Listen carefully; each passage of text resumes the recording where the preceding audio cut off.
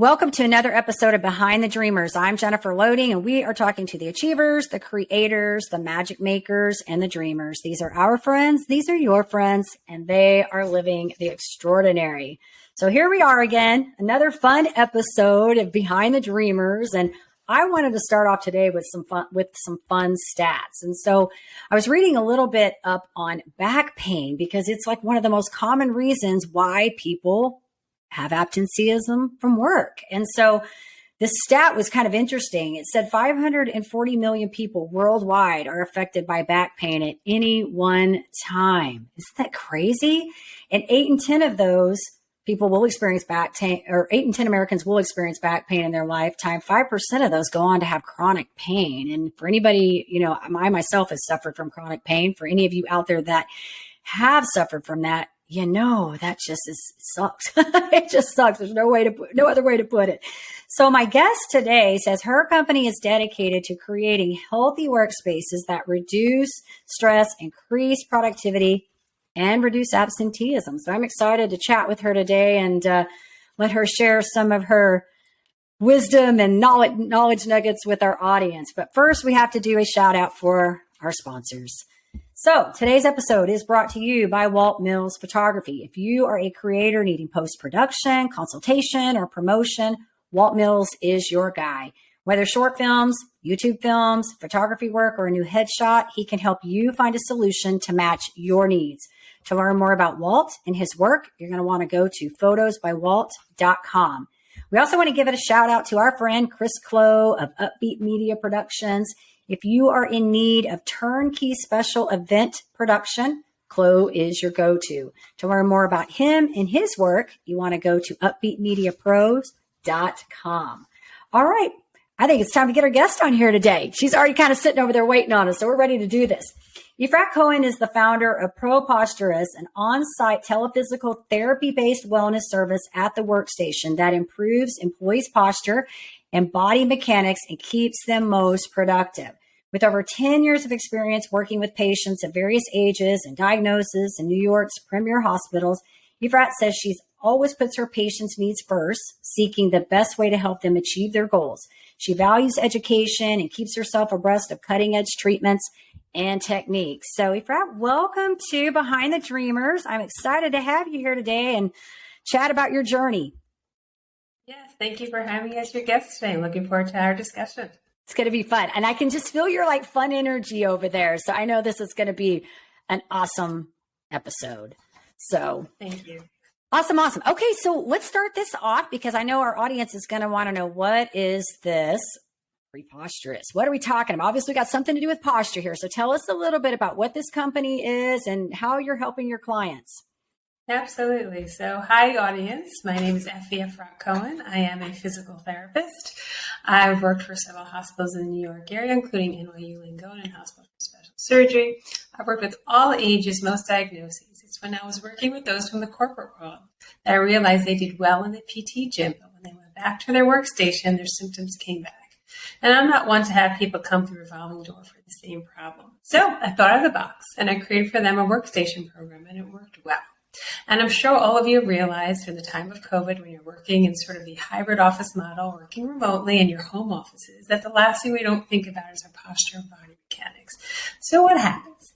We start off our day in poor posture, we fatigue, we then develop discomfort and pain, then we're absent, we're off to our appointments, we're disengaged, and we don't want to do what we're doing. But we're employees, we're part of a company, and our employer really wants to retain us and keep us on staff. So if you are the employer, a great way to engage your employees, especially if they're working remotely or in the office, is with this program, because we want to keep employees, or if you work for yourself, the individual, most productive and profitable at their workstation. And so what's great about this program is that it can be done virtually and it can be done in person. And it teaches you simple strategies and exercises to keep your body most productive. So think of it this way. An athlete, if you think of their performance, they could have great sneakers and a great basketball. It's how they perform that shows their success. Same thing with the dancer. They have a great stage and possible shoes, but it's how they perform. But guess what? Your workstation, you perform at your workstation. So we care about actually how you do what you do. So whether you're at a sitting desk or a standing desk, or whether you're in the warehouse or distribution center, We care about how you do what you do. And of course, the stats that you mentioned, unfortunately, when we don't think about our posture, you go into that vicious cycle. And then you may get the pain and you may get a treatment, but if you don't change the way that you move and be aware of how you use your body, unfortunately, you can go back to that pain. And so we want to prevent that whole cycle. But even if you're in that cycle, we want to break that cycle. And we want you to perform as best as you can for any type of work that you do. Wow. And I think the thing we've talked about this, I think several times now, because I feel like we've had a few conversations, but I think that the most, I guess, important thing and the thing that I love about you is that you're more about the root cause versus how do we just do an immediate fix? And you kind of just stated that a few minutes ago, but how do we get to the root of why you're having this pain and resolve that so that it doesn't manifest into other ways, really? Because if you think about, I know for me, like you'll talk about the back pain, it could be hurting in your neck and then it's radiating down into the middle of your back, your shoulder, your arm, right? Like it just seems to kind of radiate all over. And so I love that you're more about closing. You don't want that revolving door. Like you want your patients to be healthy, to be well, and to be productive. And I think that, health is wealth. And when you just aren't feeling right, it compromises everything, productivity, your energy, all the pieces. So I really like that about our bodies tells the story. So when you see people in poor posture, they could be telling all different stories. And unfortunately, when we have stress, which we can't eliminate the stress in our lives, but we definitely could have tools to help us manage our stress. So we look at people, the stress that they're under for their work conditions that they're working, and other things that may be going on with postural health. So you asked a question, the name of the company, ProPostureUs. Yes, I think people's posture is preposterous, especially as we improve our technology, we are more oblivious about how we use our body. And so that's how that word came about, the pro posture, and of course it has us, but the word came off of scuba preposterous. Yes, so preposterous. And so the root cause, yes, I love to look at the root cause, it's posture. Posture just means where your body's in space at any particular time. It's how we use our body that affects what we do and what we are, the symptoms that we are experiencing. So that is, yes, we look at the root cause. Well, what does your posture look like? Well, why does your posture look like that? And I think as a healthcare professional, we look at all the systems. So we want to educate people on their posture health. Like which system in your body is driving your posture? You may have issues with your vision. When's the last time you went to the eye doctor? Are you wearing the correct lenses? Do you have issues with your mouth? Maybe some dental work needs to be done, and maybe that's affecting your posture. Or maybe something else, maybe GI, or maybe it's your balance. And so we look at all those systems and we educate on all those systems so everyone can sort of do a self-screen on themselves and then go to work. Let's see what tools we could use. Let's see how those tools help us. And then simple exercises so that we can then feel refreshed, deal with our stress, manage that stress, and get back to the task at hand. This is so good. And you said something, just kind of back up a little bit when you were talking about dental, caught my attention. Because 10 years ago, I was diagnosed with trigeminal neuralgia. And at the time that I was diagnosed with it, I also had a major car accident, a T-bone that had happened right in the middle of from the time I found out or started experiencing pain in January to the time I was diagnosed in May. This all happened kind of in a very short period of time. But interestingly enough, I kind of fast forward now to here we are. For a while there, I was going into the dentist. I was being shuffled around a lot. So I went in and had my teeth filed down. We did, because I got diagnosed with TMJ and ended up having steroid injections placed, in my ear. Awful thing to do. But here's what's interesting is fast forward now and talk about posture and all of those things, because every now and then my neck flares up. And it's usually when it does flare up, it's usually because I'm either leaning in a lot. I've been reading a lot forward at my computer. And so I have to be very cognizant about my posture and moving around and not staying in front of that computer. But here's what's so crazy. When that starts to flare up, so does my trigeminal nerve, my teeth. So all of it kind of goes in unison together. And so I always know if one is doing it, I need to pay attention because there's probably a posture issue going on in there, and the other pieces are going to start triggering. And so you caught my attention with that because it is all interconnected, really. I mean, it's all related, to some degree. Mm-hmm. And I think what you're describing is a stress posture, which is we get to some position. Some of us favor our right side. Some of us favor our left side. Some have no favor. Just think of yourselves right now, all our viewers out there. Where are your feet right now? Yeah. Are they flat on the floor? Probably not. You're probably on your toes. They're probably crossed. They're actually crossed. I got one foot on the floor. One's on the floor. You know that commercial, where are your kids right now? Where are your feet right now? So we start off with, where are your feet right now? And our feet are in a position because we're under stress. So we may have them wrapped around on the bottom of the chair, up on our toes. And then where are your arms? Are they digging into the armrest? Are they leaning into the table? Those are ways of just, when we're under stress, we just go into it, sort of like clenching in our whole body. And it's not just in this area over here. And so, oh my goodness, this is what I react. This is how I react to stress. And then you're noticing it, which is great. The first part is that you want to notice what happens to you when you're under stress and while you're working. And then the next step is, okay, I know I do this. What could I do to get out of it? I'm going to stop this sort of, that cycle, that feeling. And so by correcting yourself on what you're describing, oh boy, I better stop whatever's sort of triggering up on that side. Excellent. That's exactly what you do. You want to learn about what positions I should be in relative to positions I normally assume. So that I could then manage that stress and stop that cycle from happening. That, oh my goodness, it's starting in the neck and then it's going up into the teeth, into the head, everything starts. I feel all of it right now. Whew, let me just get out of it. Oh, I just need to reposition myself. Gone. Yeah. Excellent. Move on. Yeah. Yeah. I have a lacrosse ball that I keep around here so that when my back, starts to feel like it's getting knotted up, like I'll, get on the floor and I just kind of roll the lacrosse ball, on the back of it. But yeah, definitely. Mine is always the same side, that if it does, it's like the migraines are going to come on that side, the trigeminal neuralgia is on that side, the back, the neck, all is there. And so, yeah, for me, it's really about, moving around, I was, last week I was in a mastermind for over a weekend and we were sitting a lot because we were involved in that. And then I went into doing a lot. I'm going through a course. And so I was binging a lot of the videos to try to complete the course. And that's really when I noticed that I'm spending a lot of time. So I actually got to a place where I put my computer up on the counter and I stood up. I was standing up and doing it so I could get it kind of level with me. So I wouldn't be, like hunching over looking at it, just a different position, to move around. And so I'm with you on that whole, I think all of our health, I think, is about self-awareness, all the time, that we have to be aware of all the pieces in our body. If we start to feel pain somewhere, we have to be self-aware, Yes, I think you bring up several good points. So what I do with ProPostureUs is that we assess how you use your workstation. What do you look like at your workstation, whether you're at a sitting desk or a standing desk? And this is in addition to, of course, you have to move around. I think some of us make the assumption that we'll just keep working, we'll just get the assignment done. But it's not good to be in the same position for a long period of time. And chances are you're probably not in a good posture. So you're not in a good posture and you're sitting or standing in that position for a long period of time. Yes, your symptoms, some sort of discomfort. It's very rare people at the end of the workday jump out of their desk and say, yeah, I feel so energized. Right. And so you have to find out, well, how was I sitting or how was I standing? How long was I in that position? And you don't want to be in a poor posture for a long period of time because that's when your problems sort of happen. And so you want to be cognizant of getting up and moving around. It could be on top of the hour. You figure out, should I work at a sitting desk or standing desk? Important again.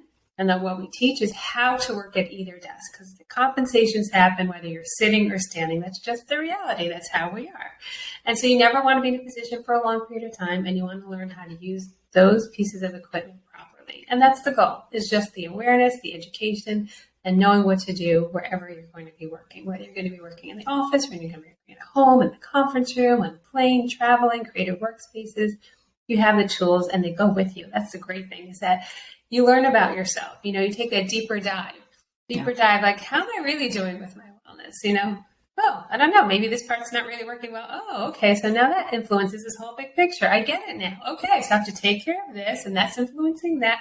Great. And now I can sort of be more aware of that and help myself. And I think that's always what's amazing with people, like, why is this starting to hurt me? And then I look down like, well, look at your foot. What does the foot have to do with it? And so I think we mentioned it before, your whole body's connected, and that you just have to pay attention. What's the influencer? And then if you could sort of gently correct that, it influences everything above that area or below that area.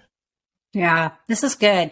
So we released a podcast recently with a gal that is a board certified health practitioner, and she studies I think her dissertation was in orthomolecular. And so we were kind of talking about how food go totally different subject, but how I was using the car analogy about how I think of food as kind of like gasoline. And so when we're talking about this, everything being related and connected, it's like, I can't imagine, from my perspective, I always feel like there's a time and a place for medicine. Like we definitely need it for certain things. But I also, when I have something that is hurting or not feeling right, my natural inclination is to investigate. It's not to go, hey, how do I immediately solve this with pain medication? I don't even like ibuprofen. Like if I have to take a Tylenol, I'll take a Tylenol, but I don't like it. I don't like medicine. And so I am always kind of going to lean towards how do we figure out the solution to this before, reverting to symptoms. And so we were talking about food and how it's the same thing. Like, if parts are broken in your body, you can't really replace them, right? It's not like a car where the timing belt goes off and you just replace the timing belt, right? And so I think it's really our job to take care of our bodies in all ways that we can, whether that's the food we eat or the posture that we use when we're sitting down looking at the computer, So I feel like it's all connected. You mentioned digestion many times. It influences your posture as well. Mm-hmm. So there are people who will say, we call those the imploders, will say they eat themselves up inside. And that affects how they use their body. And so they may be under stress. They may be eating the foods that they can't really digest. The acid builds up and they're always in sort of this bent over position because their stomach is really bothering them. Or sometimes it also happens because you're inactive. And so, like I said, all these systems are all interrelated. It's the food you put in, but maybe that food you can't digest. It's not good for you, particularly not for everybody. And that's also an important topic. When it comes to diets, there's no one diet that fits everybody. Sure. It's really important to know what works for you and can you digest that and what can you do to have better digestion? Because if you have any issues with digestion, it's going to affect your posture because you're uncomfortable. That area is uncomfortable and it's below. And so you're always in that protective phase of protecting your digestive tract. And the same thing, if you sit for a while, you're going to find yourself running to the bathroom all the time. Doesn't mean you have some sort of condition. Just how you sit, your muscles are like totally relaxed. There is no kind of release the tone over there. And it's just how you sit. And you're like, oh my goodness, something wrong with me? I'm like, no, you sat too long. You're not exercising your muscles. Get up and move around. And you'll see that as you improve your posturing, again, engage those muscles to help you sit or stand better. And you're moving around. You won't be running to the bathroom all the time. So these are important systems to keep in mind. And I think bringing up that fact, with your speaker about the different types of foods to eat, nutrition does influence your body. And so those are all the areas we kind of cover so that you can then veer out and say, hey, I'm not the best eater. I drink a lot of these shakes, but maybe I'm just losing all that nutrient. I'm not absorbing that nutrient. Right. I'm really eating really bad food. Maybe I should eat a little healthier. Oh, now I feel better. Guess what? When you feel better, you can sit and stand better, And so that's kind of making those connections for people. It's going to be different for each person.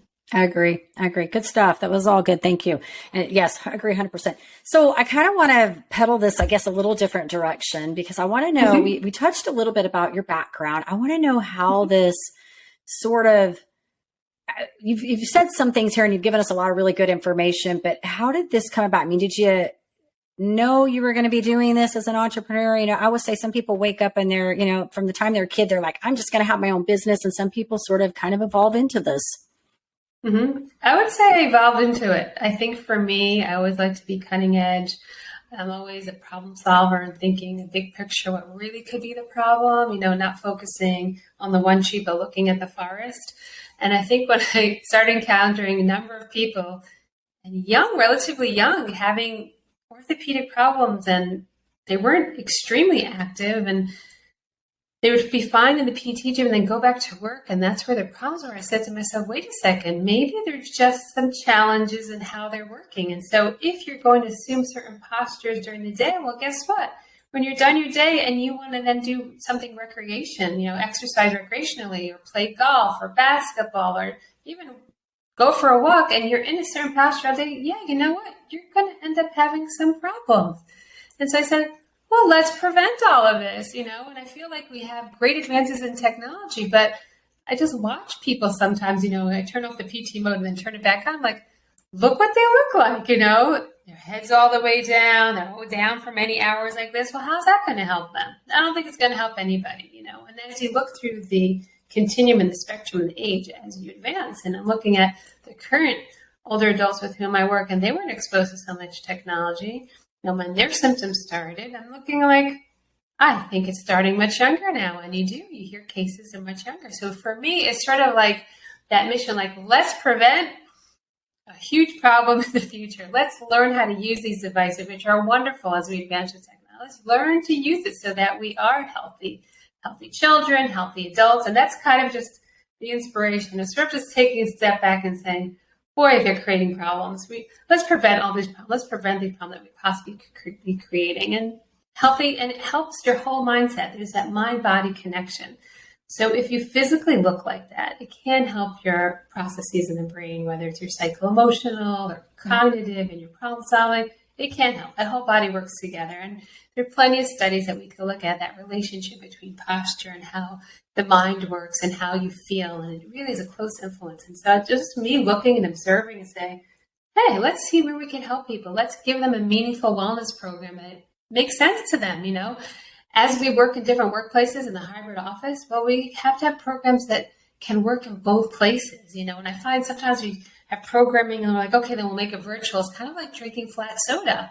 And here, why don't we have something that actually is meaningful to somebody in the context of where they are, and they could actually use it and feel productive, feel engaged, feel happier. Happy, being have that happiness. Happy employee makes a profitable business. Yeah, there's so many things here we could expand on. We could be here for a while.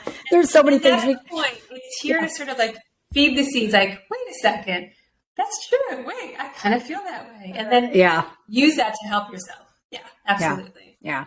There's so many. It's funny because I have these conversations, and a lot of the people that we bring, or that I bring on here, I feel like they're all doing different things, but I think their rooted cause are very similar in that they're coming more from a holistic approach. And what I mean by holistic, it's not necessarily holistic medicine. It's more that whatever they're promoting, it's at the root cause. It's like, how do we solve the problem rather than, okay, here's my solution to this quick fix. And so, I kind of always use this analogy when, even in business, the way I coach, because the way I coach is not like, let me give you a widget or a hack. I can give you a to-do list. Okay. But I'm much more interested in why you're doing what you're doing. What's the motivation behind why we're doing what we're doing? So the things you're talking about can actually stick, right? And so I always use this sort of analogy, and you're going to like it because it's about medicine, really. I would say, look, if you're going to the doctors or the hospital because you're having an insulin problem, go get your insulin. But when you get home, change your diet. Like, we can't change your diet while you're in the hospital because that's stupid. We got to do the quick fix, right, to get you out. But we need to get to the root cause and figure out, get the diet changed, but then also, why are you doing what you're doing? What's your issues that are wrapped around the food and the eating and all of the stuff that goes with that? Yes. So I try to find, when I find my people to come on here, it's funny because I feel like you guys are all really an extension of areas that I've studied or areas that I'm really passionate about. And so it's really neat because we can bring, whether it's a person that comes in and talks about digestive issues, or somebody talking about their back, posture, or maybe it's somebody talking about building a business, but they're working at the root cause of how do we solve this massive, problem for somebody. That's what I love about this is where you guys come from. And so that's why I like asking that question, like, what is the background story behind this? So thank you for sharing that with us.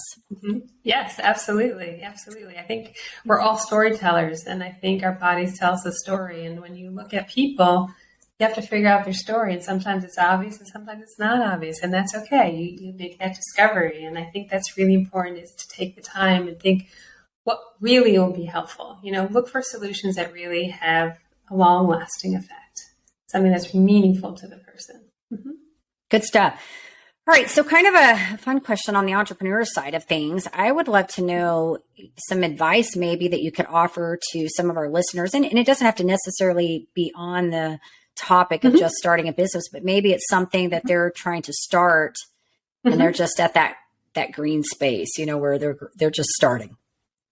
Yes. So it's great that you're starting, and maybe you work for somebody and you want to start working on your own, or maybe you're venturing out to something new.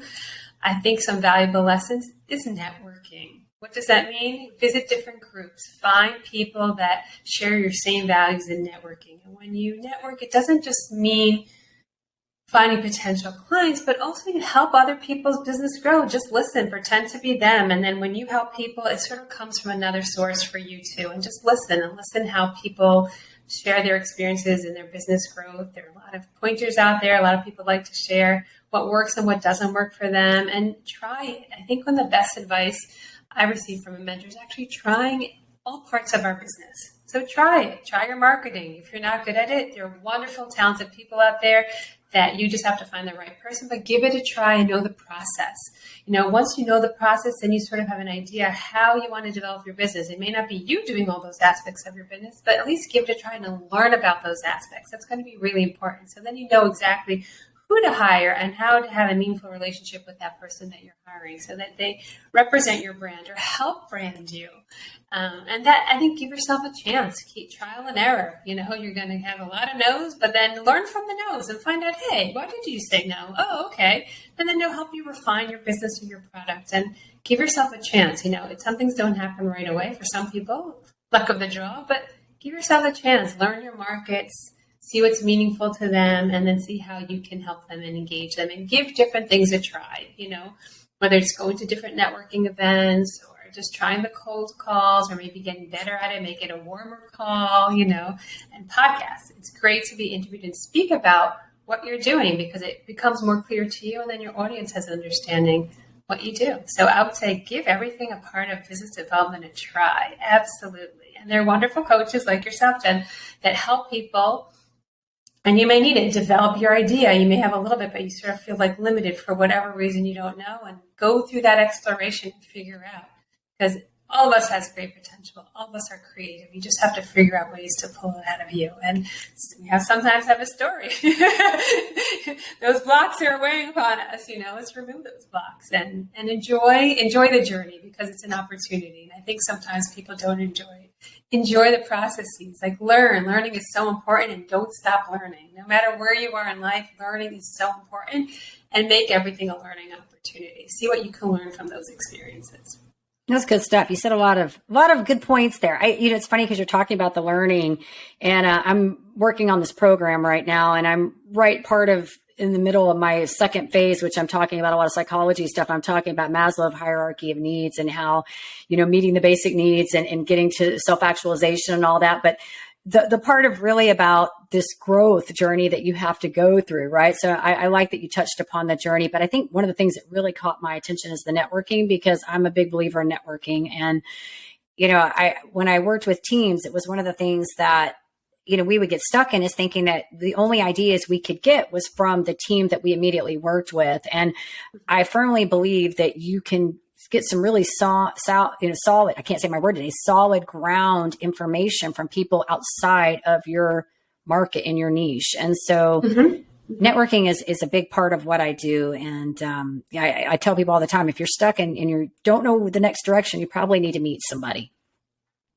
Yes. And I also think, depending on in any industry, know what the new graduates look like in that industry.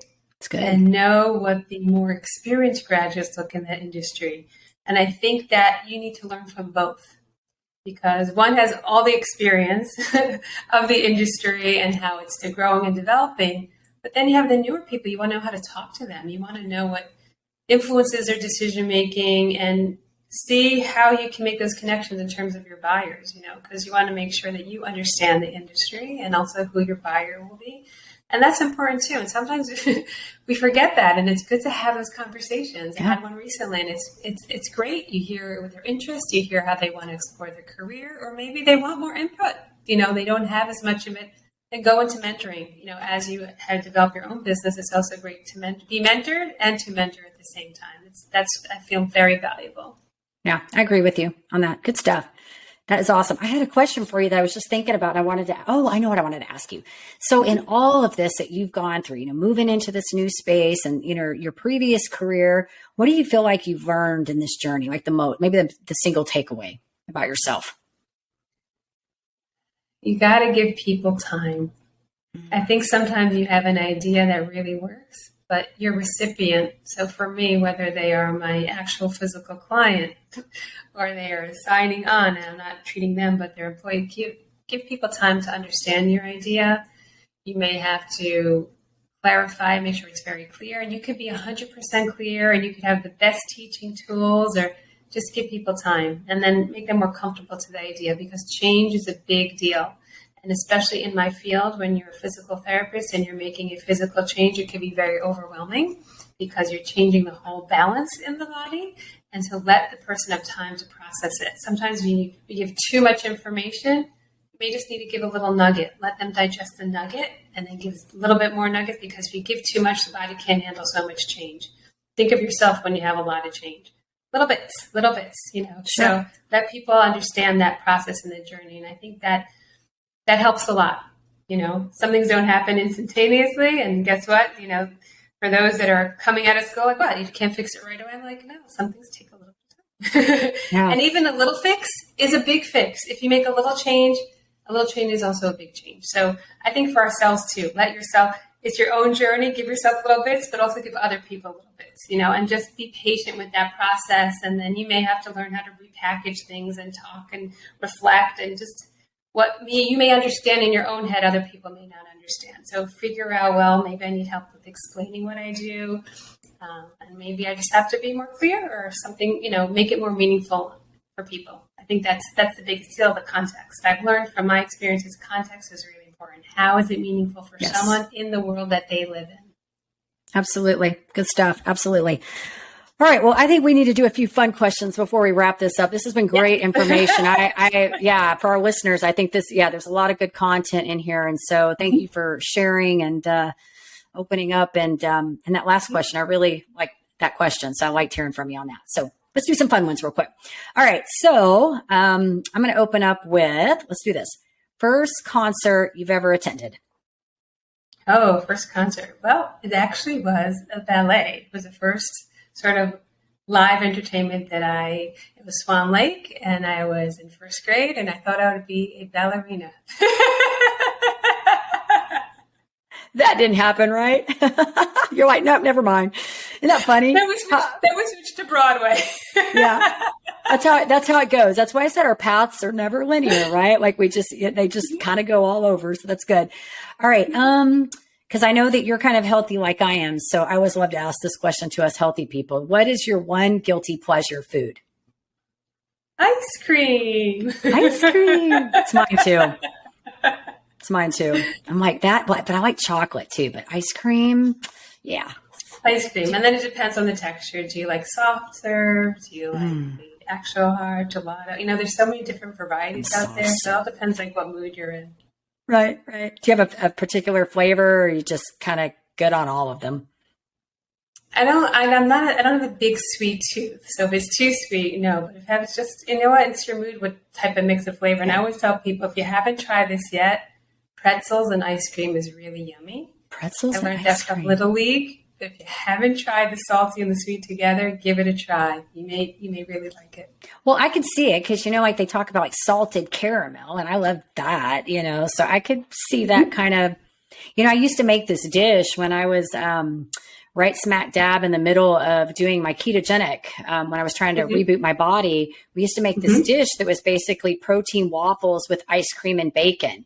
It was the best. It was like one of my favorite dish. We made like keto ice cream, and then there was bacon bits in the ice cream and on the waffles. And it was so good, but it just seems like such a contradictory to put those two together, right? Like bacon and ice cream. But so I could see the pretzels and ice cream. I remember mentioning it to one of my coworkers. So we went out to the local store, brought the ice cream and the pretzels, and everyone's like, "Oh, you're right. I never did this before." I'm like, "See? Good. Yeah. Well, thank you. Anybody listening, now you know, try pretzels and ice cream. Good stuff. All right. Favorite destination spot, somewhere that you've been that you enjoy. Oh, that one's going to be a hard one to answer because I am adventurous and I do love to travel and I love to do things authentically. I don't know if I have like one favorite, but I can tell you something. I traveled to Alaska, and there's nothing like being on that mushing sled. So if you want an interesting experience up on the glacier, there's something very magical. It's very quiet, and they're disciplined, the dogs, and it's just a wonderful, wonderful way to connect with nature. So I love the outdoors. So there's no like one particular favorite. If it's outdoors, I'm there and we're moving around, even better. Although I've learned over time to just enjoy the stillness as well, but nothing like being outside. So Cool. I was going to ask you if you were outdoors, but you answered my question. I kind of figured Yes. that. So I kind of figured it. So very cool. I like being outdoors too, but I don't know if I like doing all the same things you do. I just like to be out, like to be in the sun sometimes and just be out there. And I used to run a lot. And so I would do that, be outside a lot doing that. So I get it. I get it. All right. Last question I'm going to ask you. What is in your Amazon cart? Ooh, good one. I think they're closed there right now because I'm the shopper for my sisters, and they sometimes say, "Effie, you always find everything," And I think it was just a request earlier today, so I think what's waiting for me right now is a sweater. Gotcha. I bought stuff in Amazon. I've bought shoes and stuff in Amazon before too. Sometimes you can find some really good stuff. And I don't know if you're like I am. I just don't really enjoy shopping, so I'm all about online shopping. makes my life less complicated. If I don't like it, I'll just send it back, Right. So, as long as it returns, because sometimes it looks really pretty or not, it looks really good on you or not. And so having that option is very helpful. I agree. All right. Well, this has been fun. I've enjoyed chatting with you. So if our listeners wanted to learn a little bit more about what you're doing and your company, where do we want to send them? Sure. So the website is www.ProPostureUs.com. It's one word, ProPostureUs.com. You can look at the website. There's definitely a contact form there. And for all you listeners, you could email me directly at efrat@ProPostureUs.com. And I'm looking forward to engaging and hearing your questions, and hopefully they will help you. Absolutely. We'll make sure too, when this goes out, that we get the links put in the appropriate places too, just so you know. Yes. All right. It's been fun. Thank you so much for sharing with our audience today and telling us a little bit about your journey and what you're doing to get to the root cause of these posture problems and pains and stuff. So good stuff. Wonderful. Thank you for having me. And we do want to say, of course, to our listeners, if you enjoy our show, please be sure you give us a rating both on iTunes and Facebook, because we can't do this without you. Hit that subscribe button on the YouTube. And we want to leave you guys with one final thought. In order to live the extraordinary, you must start, and every start begins with a decision. You guys take care, be safe, and be kind to one another. We will see you next time.